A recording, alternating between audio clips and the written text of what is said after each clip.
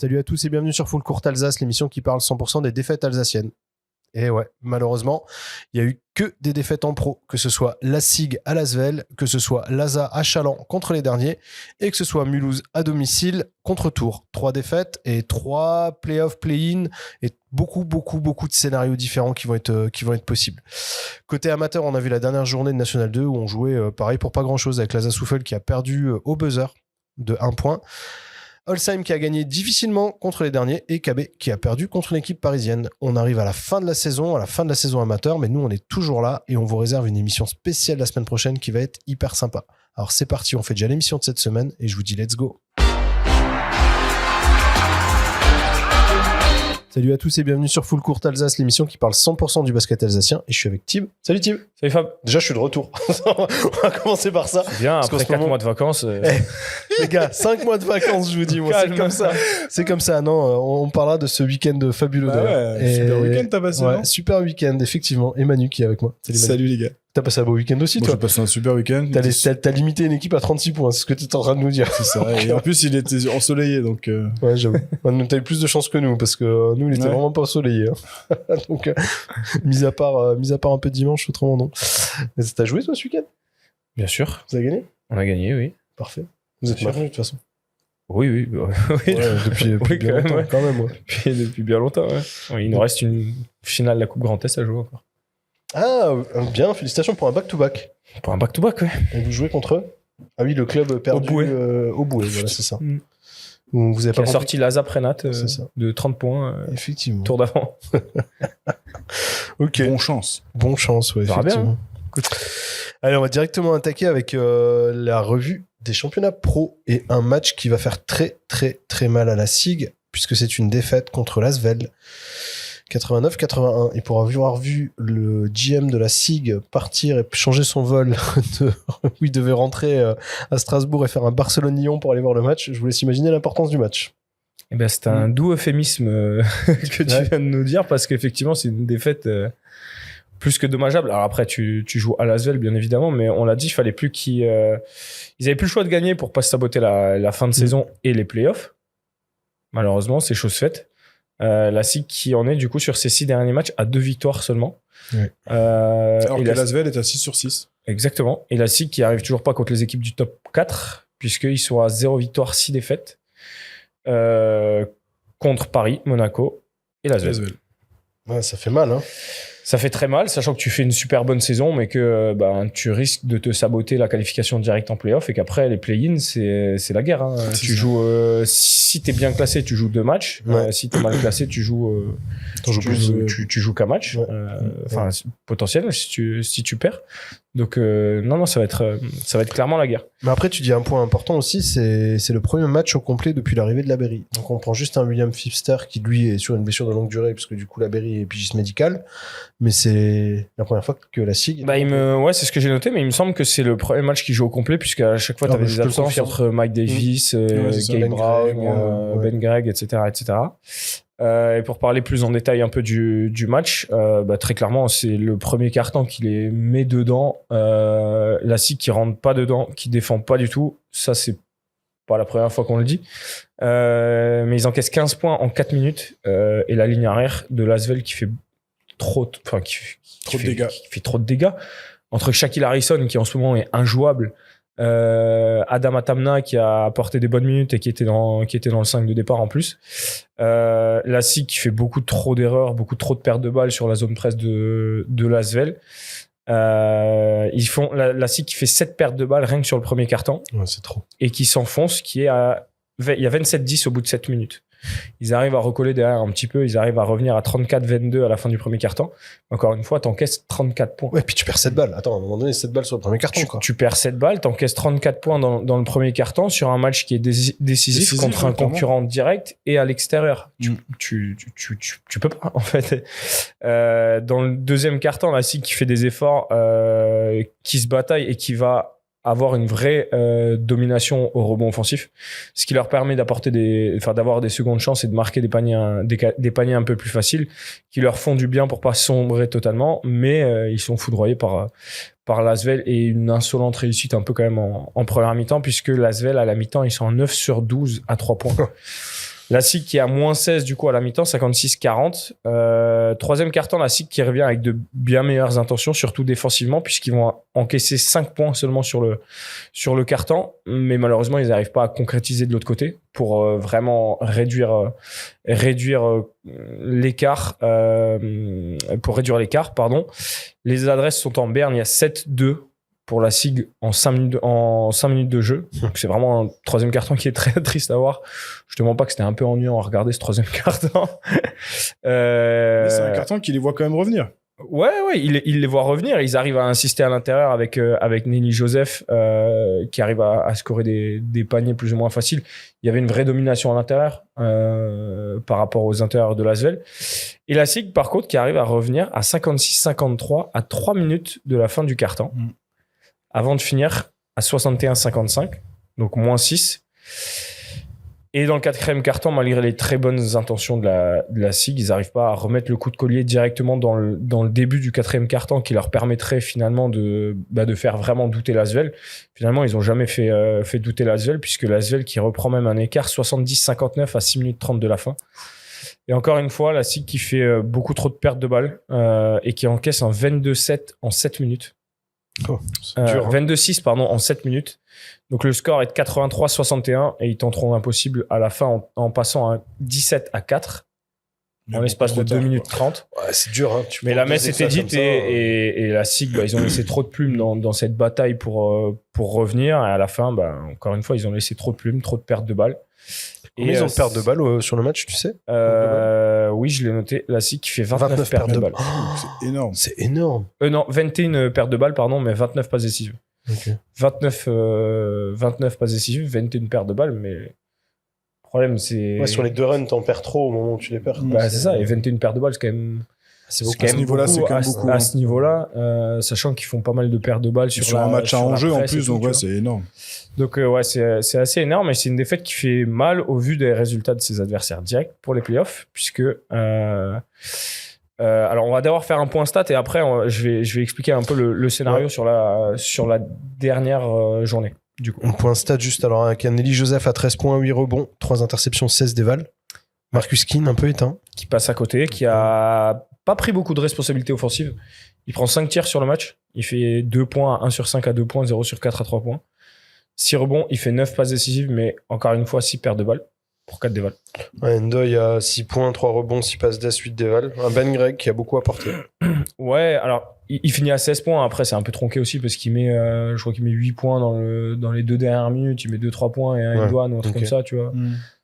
Donc c'est un peu 16 points qui sont tronqués, mais il finit avec le meilleur plus-minus de la SIG avec 10.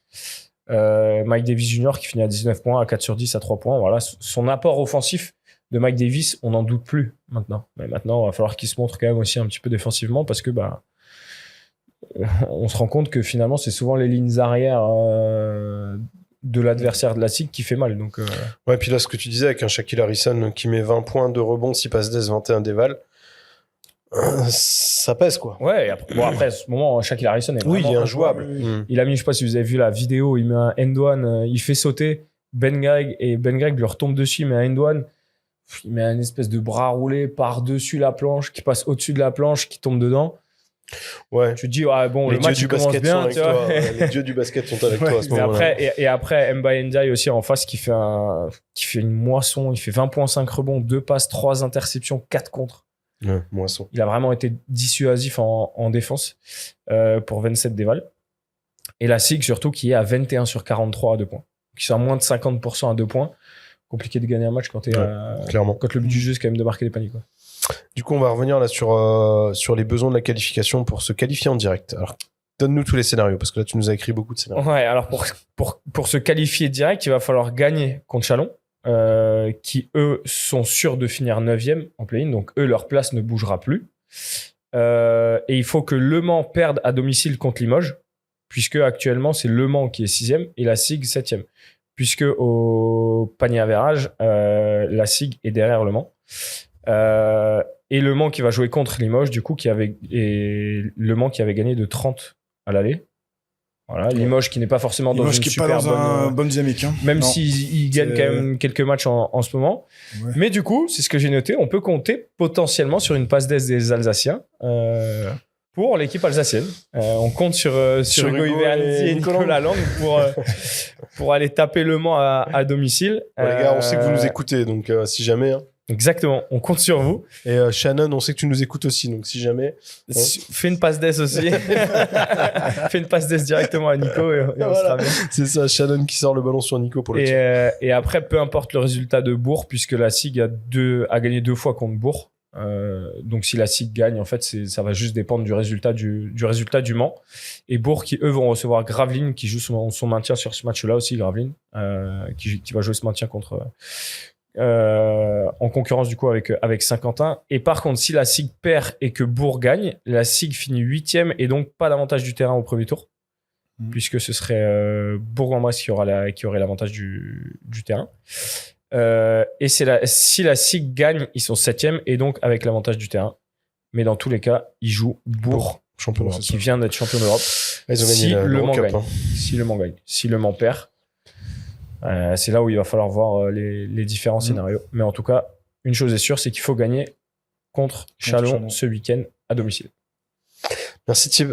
On enchaîne sur l'Elite 2. Alors très rapidement, parce que bon, je pense qu'on va pas passer du temps sur ce match, même si on pourrait s'étaler. C'est ce que j'ai marqué. Hein. L'ASA qui a réussi à l'impossible, c'est de perdre contre Châlons. Voilà. Châlons, c'est leur 4e victoire de la saison. Donc les play-ins s'éloignent de plus en plus, et surtout l'ASA qui perd 91-84, malgré un record de passes décisives battues. De Ludovic Beerst. Record en carrière en pro, en tout cas. Je pense qu'en jeune, il a dû dépasser cette barre des 13 passes d'ess.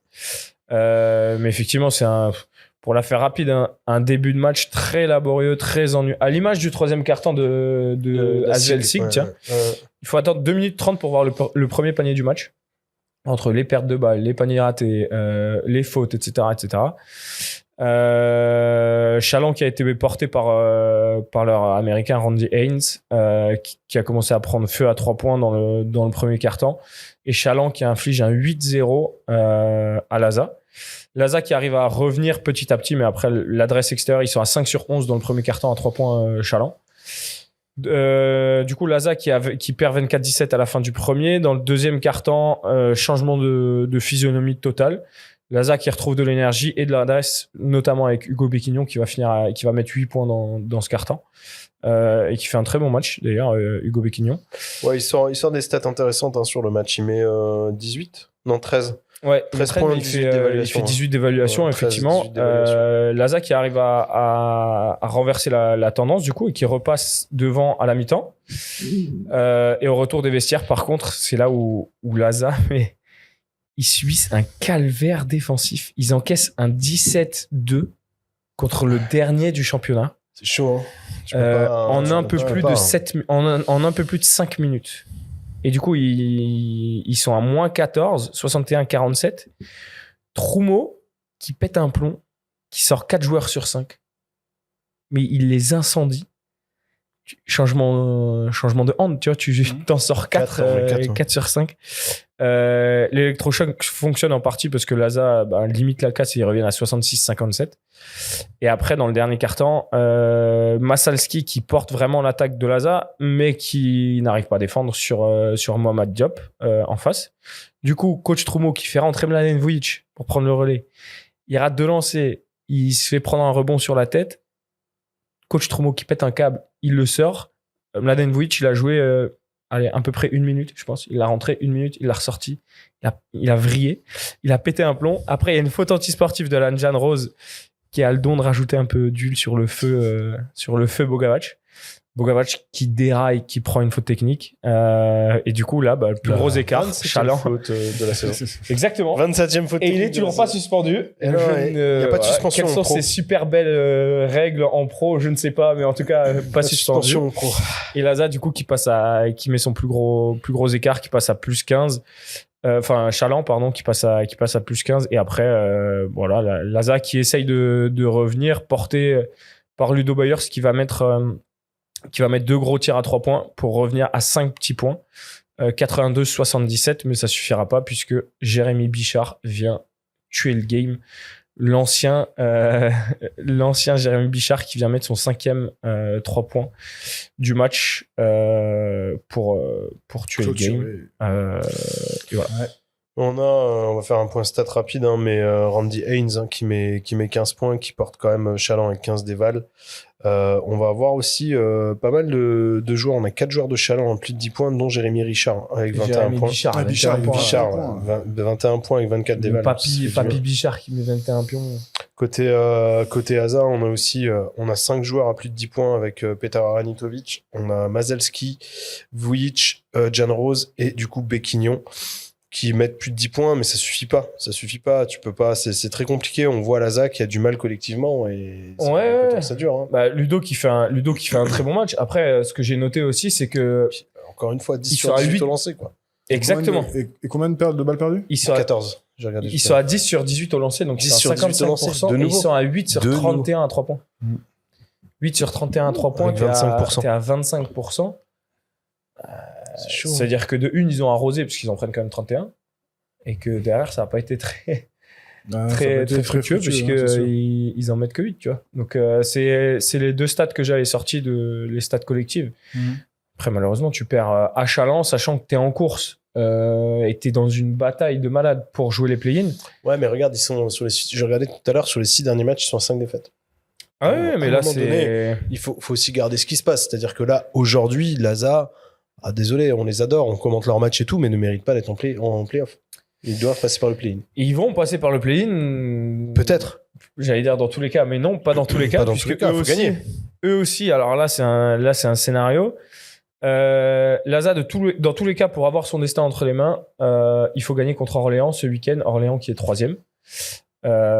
Et Laza avait perdu 75-67 à l'aller. Les autres scénarios, c'est qu'il y a hier Toulon qui est 11e, à 19 victoires, 18 défaites comme Laza. Mais Laza qui a le panier average sur hier Toulon, puisque à l'aller, ils avaient gagné de 4 après prolongation. Et Laza qui a perdu de 3 le dernier match, justement, contre hier Toulon. Et hier Toulon qui jouera Poitiers, qui est 4e. Denain qui est aussi en concurrence avec Laza, qui va recevoir Quimper, qui est 19e et déjà relégué. Donc, vaut mieux gagner contre Orléans. Et aussi Aix-Maurienne qui ira à Chalon-Reims. Et Chalon-Reims qui, eux, jouera aussi sa place au play-in. Puisque s'ils gagnent, ils peuvent prendre la place de Chalon-Reims en cas de victoire. Aix-Maurienne. Donc, il n'y a rien qui est joué. Donc, dans tous les cas, il va falloir gagner. Comme ça, au moins, tu t'assures ton coup. Et si tu perds, il va falloir regarder les résultats des autres. Mais si tu perds, je pense que Denain prendra ta place, puisque, à mon avis, Denain gagnera contre Quimper. Je pense. Et du coup, match le 15 mai, ce vendredi 15 mai à la Forest Arena, qu'on va commenter bien évidemment. Ce sera un kit ou double devant le public alsacien pour sauver la saison ou pas. On a 2 kits ou double pour les encourager. Venez en nombre pour les encourager. On a 2 kits ou double ce week-end avec la SIG et Laza. Donc, beau week-end basket alsacien. Merci Thib. Je t'en prie. Et on enchaîne chez Manu qui a été commenté les Mulhouse Mustangs contre Tours dans le dernier match de la 2e phase de la poule haute. De 67e match. Du gars qui était dans un placard a dit « Ah tiens, ça serait bien qu'on fasse ça comme ça sur la N1 garçon. » On savait que Mulhouse allait terminer 3e. Mulhouse a terminé 3e, effectivement. Voilà. Et un match qui... un match avec pas trop d'enjeux dans la mesure où finalement Mulhouse avait déjà assuré sa 3e place. Mais... quand même avec une saveur particulière parce qu'ils venaient de perdre aussi. Ils ont perdu, ils étaient à 2 défaites de suite. C'est ça. Donc, et puis, c'est ton dernier match à domicile. L'objectif, c'est quand même de te faire plaisir avant de rentrer dans la phase de play-off. Ce qui n'a pas trop été le cas. Pourtant, le match commence super bien. Mulhouse est vraiment sur un bon rythme. Beaucoup de situations de run and gun. Retour de Montou aussi. Ouais, ça fait plaisir parce qu'on n'a pas commenté encore. Je crois que t'es le premier à l'avoir. Je pense que si Montou avait fait toute la saison. On a parlé en off. Mais franchement, si Montou avait fait toute la saison, c'était une autre équipe. Hein. Ouais, il a une vista, parce que là, il est rapide. 17, Ouais, il fait 17, mais c'est quand même, parce qu'il met son plus gros nombre de points, il les met dans le premier quart. Okay. Après, il est coaché. Mais il fait vraiment une belle prestation, en tout cas, quand il est sur le terrain, tu sens que tout de suite, il y a une autre énergie qui est impulsée sur le terrain. Il est très vif. Moi, je le trouve, il a beaucoup d'handle et tout. Franchement, c'est un très bon joueur. Je suis même déçu de l'avoir vu que sur ce match-là. Il va leur faire du bien en play-off. Ah oui, en play-off, par contre, oui, c'est ça. Je pense qu'il va, puis ça fait quoi? Ça fait 7-8 mois, il a pas joué. T'arrives, voilà, je pense que t'as les crocs, t'as vraiment envie de tout arracher. T'arrives direct en playoff. C'est magnifique. Et t'es entre guillemets frais, même si tu reviens de blessure, etc. Voilà, tu reviens frais, en fait. Ouais. Ça, c'est un avantage Après, aussi. alors c'est un avantage, mais le désavantage, c'est que finalement, il n'aura pas la température non plus du championnat. Donc, mais bon. Par contre, blessure, du coup, de Trevon Faulkner. Ouais, alors qu'il s'est blessé sur la fin de match, là, il prend un coup, donc il était plus coaché là. ou blessé? Non. Blessé. Enfin, blessé. En tout cas, du moins, il y a ce choc, il est au sol, il sort, et puis après, il ne rentrera plus. Donc, il est revenu en tout cas sur le banc. C'est un peu dommageable parce qu'ils font un super début de carton, donc comme dit, 24-18. Hein. C'est ça. Tour qui a vraiment du mal en tout cas à mettre des points et à trouver leur jeu. Mais une fois que Tour s'est lancé, surtout sur la deuxième mi-temps, Tour a montré un autre visage avec une adresse insolente, surtout de Boucault. Alors le senior Boucault, je crois qu'il fait 5 sur 8 à 3 points ou 5 sur 7 à 3 points. Il fait un vrai taf. Il fait un vrai 23 au global. Ouais, franchement, il fait un vrai match. Enfin, c'est un joueur expérimenté, mais en tout cas, il a vraiment montré que sur ce match-là, il fallait vraiment compter sur lui, je pense, pour l'équipe de Tours. Ça s'est vraiment joué à rien du tout. Moi, après, comme dit, je l'ai commenté avec Anto, ce match-là. Je déplore un peu l'ambiance qu'il y a eu au Palais des Sports. C'est ton dernier match de la saison, tu viens voir le match, donc j'ai assisté plutôt à un public de spectateurs. Parce qu'il y avait du monde en plus. Il y avait quasi 2500 personnes. Mais ils se sont mis en jambes, en tout cas, à encourager le groupe à 1:30 quoi, de la fin du match. Ouais, c'était pas dans le money time. C'est pas comme s'il y avait pas de COP, tu vois. Là, le COP de Oui, c'est ça. Et j'ai échangé avec un des gars du COP et je l'ai félicité parce que lui, le COP, en tout cas, a vraiment fait son taf. Et je lui dis, franchement, je vous félicite, continuez comme ça, vous allez pouvoir les porter pour les playoffs. Et il m'a dit, ouais, mais c'est toujours comme ça, nous, on essaie de lancer des trucs, les gens ne réagissent pas. C'est un peu public de canapé, et c'est un peu ça qui est dommage, quoi. Mais bon, voilà. En tout cas, des phases, des défaites, bon, après, de Mulhouse, qui va pas trop changer, en tout cas. Bah après, ils vont retrouver Tours, donc c'est ce qu'on disait. Donc là, en playoff, donc Mulhouse est qualifié en playoff, ça on le savait. Donc ils retrouvent Tours, en fait, qui termine 5e sur un match en aller-retour. Donc premier match à Tours. C'est ça, deuxième ou troisième match. Deuxième ou troisième match à Mulhouse. Donc ils ont l'avantage du terrain, du coup, comme ils sont troisième sur Tours, qui est 5e. Mais ils vont d'abord à Tours. 22 mai, il me semble, pour le match à domicile. De toute façon, les Mustangs qui auront l'avantage du terrain jusqu'à ce que potentiellement ils affrontent Fos. C'est ça. Ouais, c'est Fos qui a fini deuxième, donc c'est Fos qui aura l'avantage du terrain. Après, il est à noter aussi que sur ce match, les arrières, en tout cas de Mulhouse, ont vraiment été pénalisés, alors que ce soit par les fautes ou par le manque de fraîcheur, en tout cas. Et c'était un peu dommageable pour lui, parce que finalement, tu vois Marius qui a joué, je sais pas de bêtises, je crois qu'il a joué une trentaine de minutes sur le match. Alors que sur un match, finalement, tu penses pouvoir faire un peu plus confiance à des autres joueurs. Ouais, puis au final, tu te retrouves à faire jouer les jeunes, les cadres, pardon, plutôt que les jeunes. C'est ça, exactement. Kling a joué, et Le Lan aussi a joué. J'ai vu, il a scoré même. Ouais, il a mis un tir, je crois. Mais je crois qu'il met un petit tir. Ouais, il met un petit tir, mais c'est tout. Mais bon, on a un Illich à 18, bon. Et Mukuna aussi qui se fait sanctionner par l'arbitrage, enfin du moins par des faits de jeu. Il prend des fautes, donc il est obligé d'être coaché aussi. Il rentre pas vraiment dans son match. Je crois qu'il met 9 ou 10 points. 11. Ouais. Voilà, alors qu'il aurait pu marquer beaucoup plus, parce qu'il était vraiment dedans, en tout cas, sur les séquences offensives. Défensivement, il a eu un peu plus de mal. Mais par contre, moi, je suis content pour Dembélé. Dembélé fait un gros match.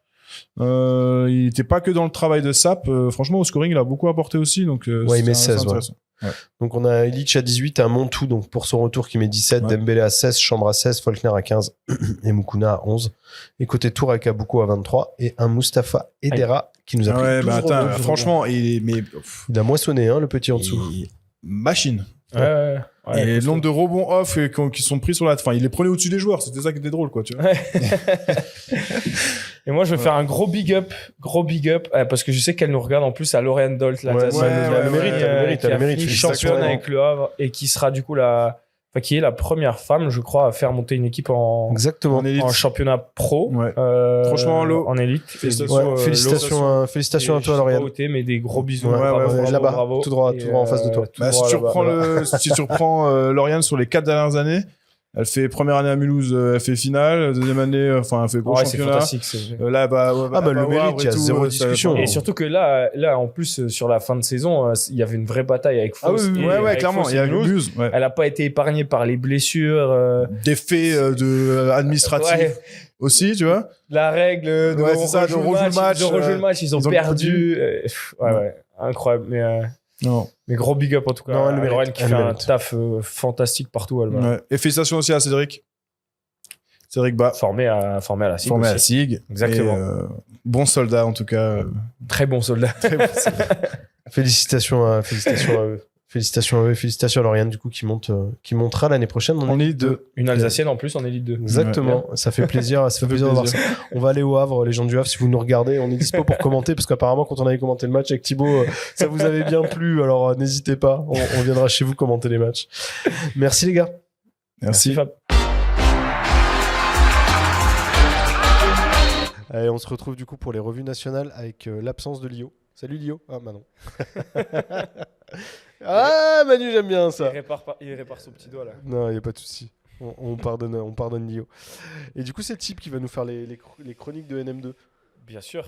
Chronique de NM2, on commence par Holsheim. Allez, Holsheim contre la DA Dijon avec un score fleuve.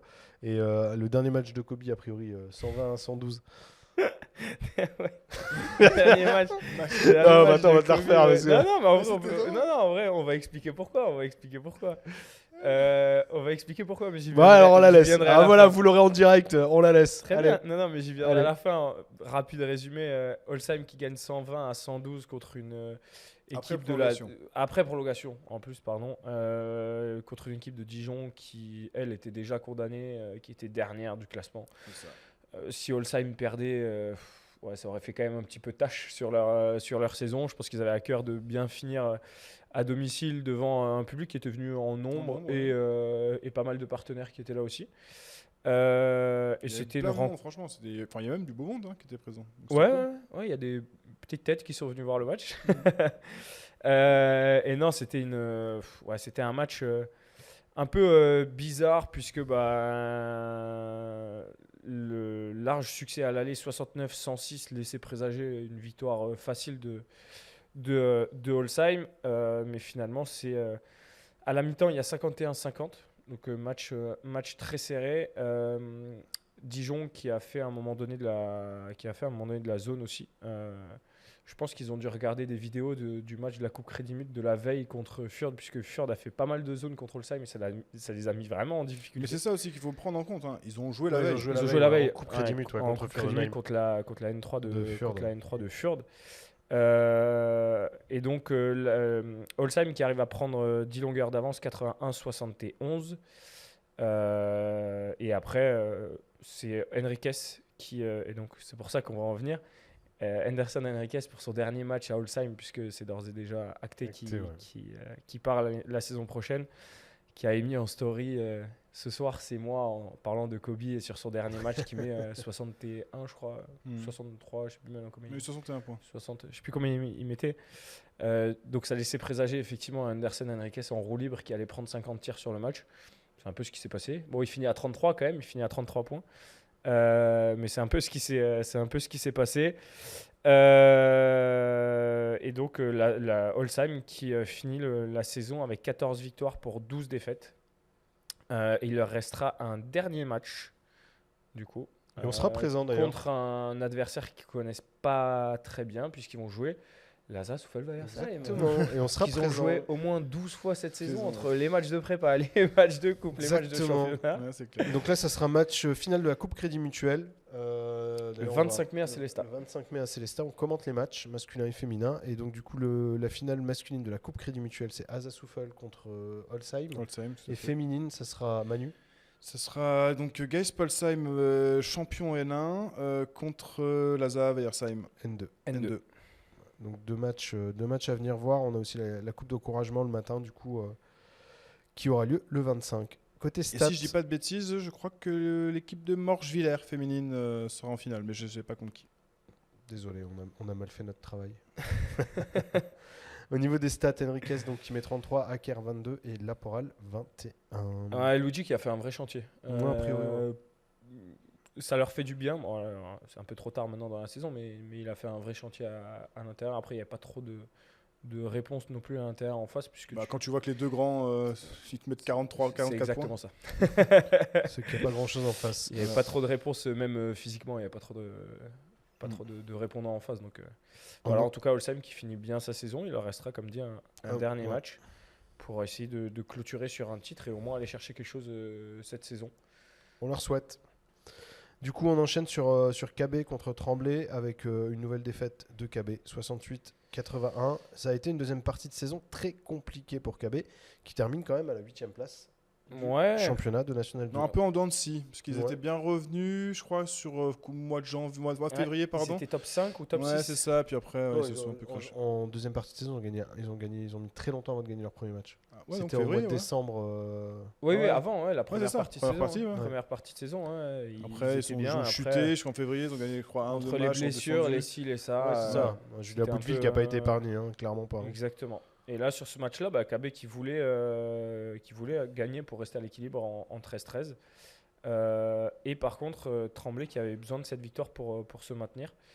C'est KB qui prend le meilleur départ, qui gagne 22-19 à la fin du premier quart-temps en imposant un vrai jeu rapide.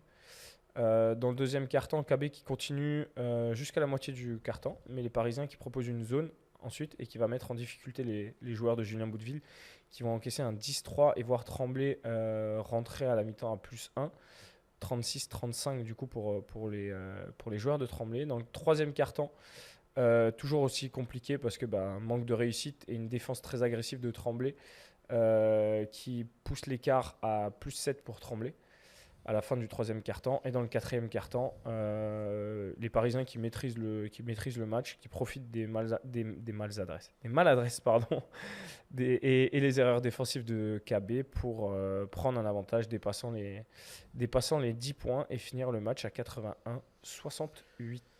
Avec Haim Kleis qui a 14, Oumoudé et Schroeter à 13. À 13, ouais. On enchaîne sur le dernier match. Du coup, le dernier match de championnat. De championnat amateur. Parce que, messieurs, c'est le dernier match de championnat amateur. Il faut exactement. Petite larme. Ouais. Après, on sera en vacances. Yes. Non, pas tout de suite. Je vous le garde encore un petit peu, vous le savez. Donc, on a plein de choses à vous annoncer. Du coup, ce sera Jura Basket contre Asa Souffel avec une défaite pour coach Daniel et l'équipe de Souffel, 77-76 pour son dernier match à l'extérieur. Alors, rien de grave. Mais sur le scénario du match, rapidement mené grâce à l'adresse de Dylan Gana, 3 paniers à 3 points dans le premier quart-temps. Il finit la rencontre à 7/8. Le joueur de Jura Basket. 19-14, mais Joris Wagner et Abdouad qui limitent la casse pour rentrer au vestiaire à -9, 38-29 à la mi-temps. Au retour des vestiaires, Ethan Husselman qui fait un très bon passage, mais long, ce qui maintient son matelas de sécurité 61-50, +11. L'avance continue de s'accentuer. Il monte jusqu'à +14, les Jurassiens à 4 minutes de la fin. Changement de défense dont on sait que Daniel Pereira, j'ai mis Dani, mais pour les intimes. Daniel Pereira affectionne particulièrement la zone double boîte qui perturbe les locaux et qui voit du coup l'Asa Souffel faire fondre le tableau du score et qui revient du coup jusqu'à 77-75. Il reste moins d'une seconde. Et là, double Steiger prévu pour Noé Schott, puis pour Joris Wagner. Le premier se prend un gros bump et se retrouve au sol, tandis que Joris arrive à passer les deux écrans. Il envoie une fléchette derrière l'arc qui tombe dedans, tire sur un pied, ficelle. Sauf que la faute sur Noé Schott est avant la remise en jeu. Donc un lancer franc plus possession Souffel qui échouera du coup sur le plus petit écart. Mais après sa qualification en coupe crédit-mut, l'objectif n'était pas de voir s'agrandir à l'infirmerie où se trouvent déjà Jérôme Hubert et Jason Bach. Clairement. Et place maintenant au Final Four de N2 où Souffel va affronter Saint-Rambert. Exactement. Et week-end qui va être chargé pour Souffel puisqu'ils vont jouer le 23-24. Et le 25. Avant de jouer la finale le 25 contre. Et des choix seront à faire, à mon avis, je pense, en termes de gestion de ton groupe, tu vas faire des choix. Ouais, selon ce qui va se passer. Bien sûr, ouais. Après, c'est des mecs qui, de toute façon, ont envie de jouer, ont envie de gagner. Mais et l'avantage aussi, c'est qu'il peut s'appuyer sur un effectif très large. Il n'est pas obligé de s'appuyer sur tu vois, un 5 majeur. Tu joues quand même 3 matchs en 3 jours. Quoi. Bien évidemment. Mais en tout cas, scénario un peu dingue parce que le shoot de Joris est fou. Et du coup, c'est la faute qui prime, un lancer. Forcément, après, tu as pas réussi à retrouver un tir. Dommage. Dommage. Dommage. Bon, après, ça aurait pu être un scénario. Noé avait qu'à être un peu plus solide aussi. Le pauvre. Avec un Abdou Wadé à 15 points et Aléo Chan à 12. Du coup, félicitations d'ailleurs à tous les clubs de N2 et puis, qui se sont maintenus, puisqu'on n'a pas de descente du coup de N2. Ouais, et puis si on fait un rapide bilan sur les 3 équipes, comme on a fait sur la N3, c'est que Laza Souffle qui fait encore une magnifique saison. Qui termine premier. Qui va jouer un Final Four et qui a fait la demande pour l'accession en N1 et qui a la possibilité de monter en National 1. Holsheim qui fait une saison un peu en demi-teinte, on les annonçait plus haut. Alors pas après les 3 premiers matchs, mais...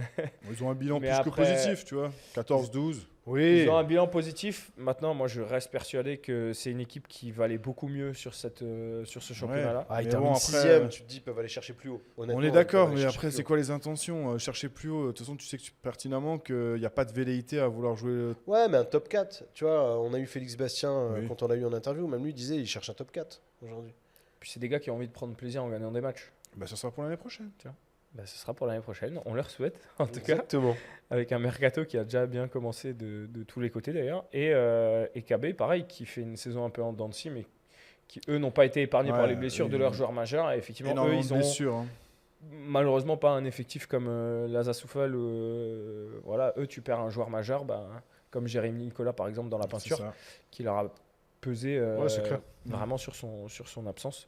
Mais en tout cas, c'est des bilans quand même très positifs puisque les 3 équipes alsaciennes finissent dans le top 10. Donc c'est, Non, c'est clair. Après, on va se plaindre que ce soit les bilans en N3, N2 cette année. On a des beaux bilans. Masculin, vraiment rien à dire. Aucune équipe de N3, N2 ne descend. Ouais. Chez les garçons. Chez les garçons, parce que chez les filles, c'est pas la même histoire côté féminin. Les filles, c'est un peu plus compliqué. C'est formidable. Mais félicitations à toutes les équipes alsaciennes en tout cas. Merci de nous avoir fait vibrer pendant toute cette saison. Clairement, c'était cool. C'est pas fini, c'était vraiment cool. Ouais, il reste la coupe Crédit Mut encore. Allez, on va commenter les gars. Et il va rester qu'il fasse une coupe mais en forme de knack, histoire que tu sois content de ça. Mais en plus, tout le monde l'appelle comme ça, donc faites, tu vois. Non, et après, ce qui reste intéressant à voir aussi, ça va être les finales de Prénat pour l'accession à N3. Ouais. Effectivement, avec Shirain, Colmar, ouais. Et c'est Reims dans le troisième tableau. Donc Shirain et Colmar passent quoi. Shirain et Colmar, ça fera possiblement une à 2 équipes alsaciennes en plus sur de la N3 l'année sur prochaine. Un championnat N3 où tu risques d'avoir potentiellement 6 équipes alsaciennes. Mais on disait justement, ils vont couper. Les Orinois vont aller à Lyon et les Barinois vont aller à Paris. Possiblement. Ou alors on fera un championnat régional. Ça sera de l'Internet. Il y a quelques années, il y avait une N3 qui était bien alsacienne aussi. Où il n'y avait pas beaucoup de chez les filles, c'est le cas. Ouais, mais après, il y a peut-être moins d'équipes aussi. Elles sont 7. Parce que moi, je me rappelle, il y a quelques années de ça, tu jouais contre Bourg-en-Bresse, tu allais même jusqu'à Lyon, avec Gerland. Mais ça a toujours été très alsacien, très grand Est quoi. C'est très bien, en tout cas pour nous. Ouais, c'est clair. Oui, clairement. Et même je pense pour les clubs, aussi pour les clubs et pour les coachs, pour les joueuses et tout, c'est en termes de mobilité, c'est quand même plus sympa de rester dans ta région pour continuer à jouer en. Ouais, mais ça reste un championnat national. Tu vois, mais qui se joue en Alsace. Voilà, c'est ça qui est un peu fou. Mais après, Alsace, terre de basket, voilà. Non, je suis d'accord. Après, tu demandes à n'importe qui, je pense qu'ils sont contents. Hein. Ah bah c'est sûr, tu fais moins de déplacements. Tu joues en National 3 et tu fais 1 heure de route pour aller jouer. C'est clair. Plutôt que de jouer en National 3 et trouver une autre région, un bus, prendre un train. Va trouver une autre région, mis à part Paris, où tu peux faire ça quoi. Bah ouais, c'est vrai. Et même les clubs seront les premiers contents puisque en termes de budget, c'est pas pareil. Beaucoup moins élevés, donc. Bien sûr. Et tu pourrais peut-être même commencer à donner quelques petits émoluments à des filles évoluant en National 3. Ce qui est fait chez les garçons. Pourquoi pas, pour l'équité du sport. Ce qui doit être fait aussi chez certaines filles peut-être. Non, ça se fait peu. Ça se fait, mais vraiment très à la marge. Ouais. C'est l'orientation de chaque club sur l'aspect féminin ou l'aspect masculin. Après, mais c'est très juste ce que tu dis. Je pense pas que tu puisses avoir un club et être sur 2 tableaux. Très compliqué. Toi, garçon-fille, jouer le très très haut, c'est pas possible. Je pense qu'il faut à un moment prioriser. Il y a des clubs qui ont essayé de le faire. Désolé pour Furde, ils ont essayé de le faire à un moment. Et ça s'est craché des 2 côtés. Et maintenant, les garçons en N3, oui, bien sûr. Tu doubles tes budgets. Alors, et un garçon en N3 coûte plus cher qu'une fille en N3. Et je parle même pas le double sur la N2. Le triple. Donc, oui, clairement. C'est simple. On enchaîne, messieurs, sur les chroniques de Paelza. Chroniques sans Elsa. Voilà, les chroniques sans Elsa. Non, je pense qu'il y a des choses à dire. On en a parlé un peu hors antenne, mais le tir de Nadirifi. Avant d'aller sur Léo Westerman. Déjà, le tir de Nadirifi. Il était fou ce tir. Bah, oui, mais même. Et quelle réponse de Mathieu Strazel derrière, quoi. Je pense que le premier surpris, c'est lui. Parce que voilà, il drive, il joue la faute, il sent le contact, il jette la balle, planche, merci, au revoir. Ça, c'est quand même saut 2026 en vrai. Ben, avec la nouvelle règle, tu vois que des tirs comme ça maintenant. Ça, c'est l'influence américaine. Bien sûr, mais à un moment donné, je pense qu'il va falloir quand même trouver un juste milieu sur cette faute. Sur les fautes qui sont faites parce qu'à un moment donné c'est pas possible. Tu vois, écoute, ce week-end du coup en Champions League, aucun lancer n'a été donné sur ces fautes. Ah ouais, mais aucun lancer n'a été donné sur ces fautes, sur les lancers de ballon. Et c'est Yoann Rosso qui a arbitré, donc arbitre français. Et mais t'as des enjeux, t'as un autre enjeu aussi. Je pense que même les arbitres sont quand même plus sensibles à. Bien sûr. C'est une finale, il faut la jouer quand même correctement. Et là, le tir de Nadir, il loupe le tir. Il donne 3 lancers ou pas? Mais non. Tu vois, c'est pareil. Oui. C'est l'appréciation. Le tir est beau, le tir est marqué. Allez, on accorde. On la donne pour la beauté du jeu. Je suis pas sûr que ce soit vraiment comme ça qu'ils réfléchissent, mais tu vois, à un moment donné, il y a ça aussi qui rentre en compte. Après, vraie victoire de Paris. Clairement. Vraie victoire. Grosse victoire après, en termes de scoring, mais pas forcément dans l'adversité. Mais ce qui se passe dans le vestiaire aussi à Monaco, tu vois, chaque année, c'est bis repetita. Problème de paye, problème de salaire, machin. Là, on sait déjà aujourd'hui que Okobo est sur la sortie, Strazel est a priori sur la sortie, Mike James partait. Voilà. Strazel, j'en suis pas encore sûr et certain. Mais... Il est annoncé.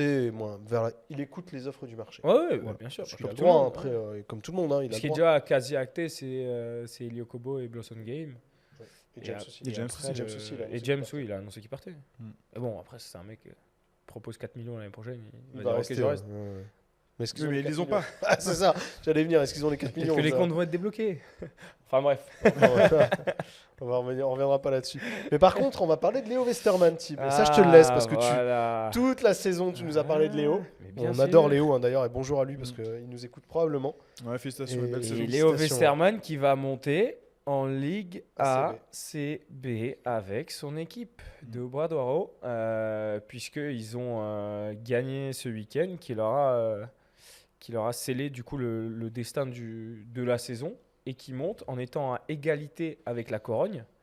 Sauf que début avril, ils avaient gagné contre la Corogne, justement, avec un Léo Westermann qui avait mis 17 points dans un match plus que décisif, du coup, puisque concurrent direct. Les deux équipes finissaient à 4 défaites chacune. Mais Obradoiro qui a l'avantage sur la Corogne et donc qui vont accéder à la Ligue ACB avec un Léo Westermann qui a fait une super saison. Ah oui, mais clairement, quand on voit la saison qu'il a faite, on en a parlé toute l'année. Un mec qui a été un peu oublié, passé sous les radars, qui va monter dans l'une des meilleures ligues européennes. Exactement. Félicitations. Je pense que c'est vraiment pas rien. Ah, mais clairement pas. Il y reste ou pas? J'en sais rien. Léo, tu peux nous envoyer un message pour nous dire si tu restes, ça nous arrangerait comme ça. Je peux avoir l'info, mais là, mais je sais même pas encore si c'est déjà acté en vrai, tu vois. Enfin, je pense qu'il y a déjà des discussions qui sont en cours, mais je sais pas si les choses sont. Non, mais après, faut lui laisser l'exploit. Comme tu l'as dit, il est passé sous les radars. Il est arrivé un peu de rien, et quand tu vois la saison qu'il fait, au final, c'est fou. Bien sûr. Ouais, non, il fait une super saison, toujours dans son rôle, dans son registre. Avec un rôle un peu plus de scoreur cette année par rapport à ce qu'il avait l'habitude d'être. Mais en tout cas, il fait une super saison. Et je pense que c'est aussi une revanche par rapport à des potentiels clubs français qui n'ont jamais voulu rien savoir de Léo Westermann. Et après, c'est un jeu aussi, la Ligue espagnole, c'est un jeu qui lui correspond aussi. Tu vois. Et c'est un jeu... c'est plus ouvert. Alors, tu le vois aussi, toute mesure gardée, mais tu regardes en première div, Marcinho Huertas qui a 41 ans, qui arrive encore à faire des très bons matchs. Je te corrige. 43. 43, oui, pardon. 43 qui a quand même mis 21 points en demi-finale de la Champions League ce week-end. Bien sûr. Mais 21 points, 10 passes décisives en jouant blessé. Parce qu'il n'a pas joué le match pour la 3e place. On l'a vu. Alors, tu vois, toute proportion gardée, mais c'est ce genre de meneurs qui ne sont pas forcément très athlétiques, mais c'est un championnat qui peut leur correspondre. Du coup. Et Léo Westermann qui arrive à se faire sa place là. Ouais, plus tactique même, je dirais. Mais c'est un jeu différent. Tu vois, un vrai IQ basket, je pense. Il faut avoir des vraies qualités de passeur, en tout cas, pour pouvoir. Si tu excelles, en tout cas, sur le poste de meneur, pour pouvoir justement. Jouer et Nicolas Lang et Hugo Vernizzi qui ont pris une grosse victoire contre Boulazac le dernier match. Qui leur fait du bien. Avec une grosse performance notamment de Hugo Vernizzi qui est un peu on l'a déjà dit, mais qui est un peu le deuxième meneur sur le terrain. Poste 4 meneur, non ? Poste 4 meneur, comme ça se fait de plus en plus, mais en tout cas, lui. Non, mais c'est bien pour lui aussi, par rapport à ce qui s'est passé, on le sait, hein, c'était aussi compliqué. Lui aussi, revanche. Que des revanchards, les Alsaciens. Ils ont raison. Ils ont raison. Et d'ailleurs, s'ils peuvent faire une passe d'ess, comme on l'a déjà dit tout à l'heure, ça peut être magnifique. Je l'oublie pas. Shannon, n'oublie pas non plus de faire la passe à Shannon Box qui va nous faire des passes Je suis pas sûr que le passage d'Hugo à Strasbourg, ça lui donnera envie de faire ça. Ouais, non, je suis pas sûr non plus, effectivement. Je suis vraiment pas sûr, mais bon, sait-on jamais. Et gros match encore une fois de Guillaume Grossinger avec Chalon-Reims en Elite 2, qui ne cesse de faire des prouesses, des très gros matchs. Merci Thib. Merci Fab, merci Manu. Merci Manu, Fab, merci les gars. Merci à tous de nous avoir suivis pour ce nouveau et presque dernier épisode de Full Court Alsace. Je vais les garder un peu, je vais faire travailler encore un petit peu. Merde. N'hésitez pas à nous suivre sur l'ensemble de tous les réseaux sociaux, que ce soit sur YouTube, que ce soit sur Insta, sur Facebook, sur TikTok. Activez bien évidemment, il n'est pas là. Hein. Tu veux qu'on parle des rumeurs transferts dans les prochains trucs On peut parler des rumeurs transferts. Est-ce qu'on se ferait pas une petite session MVP de la saison aussi? Ouh, ouais, ça peut être sympa ça. Ouh, et si on se faisait ça la semaine prochaine? Moi ça me dit bien. C'est ce qui est prévu pour la semaine MVP prochaine. Et rumeurs? Et rumeurs? Les deux la semaine prochaine. C'est ce qui est prévu, messieurs. MVP et Potin. Attention, les rumeurs sont... Voilà. Hein.